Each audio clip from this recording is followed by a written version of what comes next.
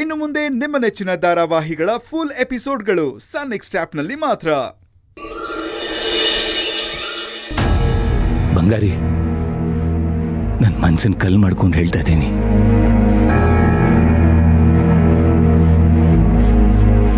ನಮಗೆ ಈ ಮಗು ಬೇಡ, ತೆಗೆಸ್ಬೇಡ.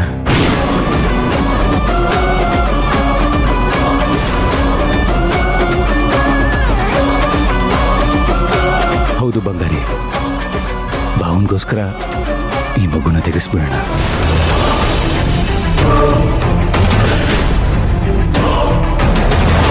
ನನಗೆ ಗೊತ್ತು, ನನ್ನ ಮಾತು ಕೇಳಿ ನಿನಗೆಷ್ಟು ನೋವಾಗ್ತಿದೆ ಅಂತ.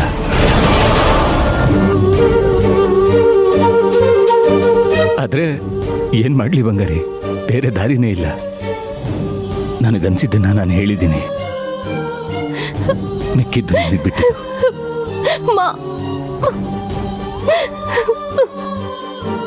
ಇವರೆಲ್ಲ ಸೇರ್ಕೊಂಡು ನನ್ನ ಮೊಮ್ಮಗ್ಗೆ ಏನೋ ಒಂದು ಗತಿ ಮಾಡೋ ಥರ ಕಾಣಿಸ್ತಾ ಇದ್ದಾರೆ. ಯಾವುದೇ ಕಾರಣಕ್ಕೂ ನಾನು ಅದಕ್ಕೆ ಅವಕಾಶ ಕೊಡಲೇಬಾರ್ದು.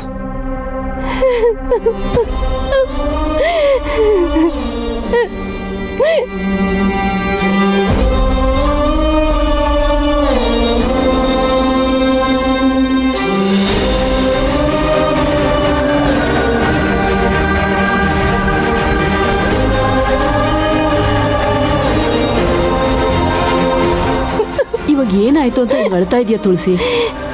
ನಿಮ್ಮ ಅಣ್ಣಂಗೋಸ್ಕರನಾ, ನಿನ್ನ ಮಗುಗೋಸ್ಕರನಾ? ಇಲ್ಲಿ ನೋಡು, ನಿಮ್ಮ ಅಣ್ಣಂಗೆ ಏನೂ ಆಗೋಕ್ಕಿಲ್ಲ. ಅವ್ನು ಮಾಡಿರೋ ಧರ್ಮ ಅವನ್ನ ಕಾಪಾಡ್ತದೆ. ಇನ್ನು ನಿನ್ನ ಮಗು, ಅದು ಮುಗ್ದೋಗಿರೋ ಕತೆ.